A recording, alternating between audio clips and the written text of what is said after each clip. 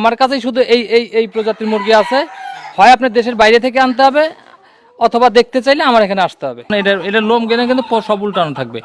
এটা বাংলাদেশে আর কোথাও পাবেন না। এটা অনেক রিয়ার ব্রিড, আমি নতুন আসছে এটা আমার কাছে। এই লেজটা দেখলে মানে বুঝতে পারবেন আর কি। দেখেন কত বড় লেজ, দেখেন। এটার আইডেন্টিফাই হচ্ছে অরিজিনাল সিল্কির, এর মাংসটা কালো হইতে হবে। তোর এতই সিল্কি মনে হচ্ছে আলাদা করে হয়তো কোনো কিছু দিয়ে রাখা হয়েছে সিল্কি করার। এই যে এই পায়ে মাথার এই ঝুঁটি গেলে এটা কিন্তু আরো বড় হবে।